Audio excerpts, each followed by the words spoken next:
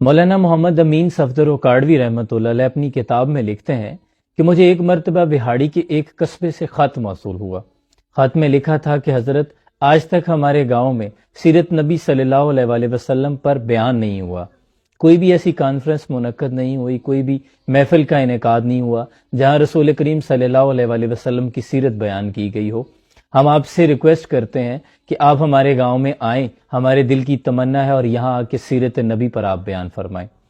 تو حضرت فرماتے ہیں کہ مجھے خط میں بڑی محبت محسوس ہوئی، تو میں نے ایک خط ارسال کیا کہ میں فلاں ڈیٹ کو آپ کے گاؤں حاضر ہو جاؤں گا۔ حضرت فرماتے ہیں کہ جب مقررہ تاریخ پر میں اس گاؤں پہنچا، ٹرین سے اترا، تانگا لیا، میں اس گاؤں پہنچا تو تمام میزبان سامنے میرے انتظار میں کھڑے تھے۔ جاتے ہی انہوں نے میرے ہاتھ میں ایک خاکی لفافہ تھمایا اور کہنے لگے کہ حضرت ہم معذرت چاہتے ہیں، ہمارے گاؤں میں تقریر نہیں ہو سکتی۔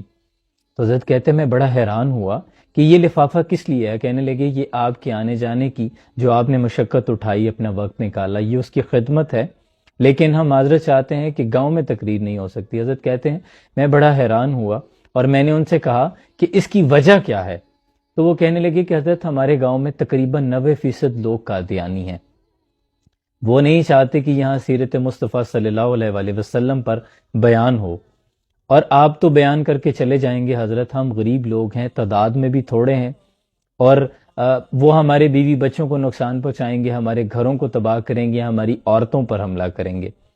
تو حضرت کہتے ہیں کہ بات آپ کی عزت کی یا میری عزت کی ہوتی تو میں واپس چلا جاتا، اب بات مدینے والے تاجدار مصطفیٰ کریم آقا صلی اللہ علیہ وآلہ وسلم کی عزت کی، ناموس کی ہے، اب یہ بیان یہاں ہو کے رہے گا۔ تو وہ کہنے لگے کہ حضرت مہربانی فرمائیں، یہاں دشمنی نہ بنا دیجیے گا ہمارے لیے، ہم کمزور لوگ ہیں، آپ تو بیان کر کے چلے جائیں گے، مشکلات ہمارے لیے آئیں گی۔ تو حضرت فرماتے ہیں کہ آپ کے قریب کسی گاؤں میں یہاں کوئی نامور شخصیت، کوئی گنڈا یا کوئی بدماش ہے؟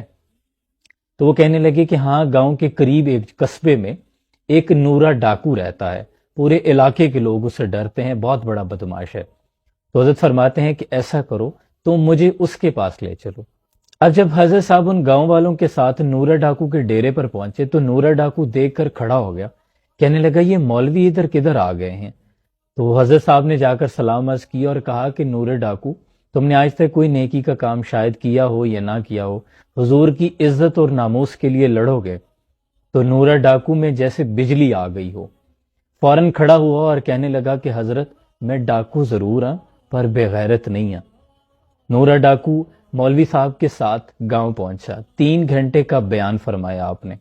آپ لکھتے ہیں کہ نورا ڈاکو 3 گھنٹے اسی مسجد کے باہر کھڑا رہا، اور جب تقریر ختم ہو گئی تو سپیکر پر آ کر اس نے اعلان کیا کہ جب تک نورا ڈاکو یہاں آئے، اگر ان مسلمانوں کی طرف کسی نے میلی آنکھ سے بھی دیکھا تو اسے سب سے پہلے میرا غضب دیکھنا ہوگا۔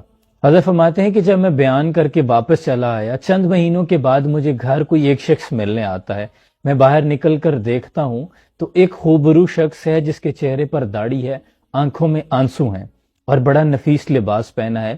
تو میں نے پوچھا کہ آپ کون صاحب ہے، میں نے آپ کو پہچانا نہیں۔ تو اس کی آنکھوں سے آنسو جاری ہوئے اور کہنے لگا مولوی صاحب میں نورا ڈاکو ہوں۔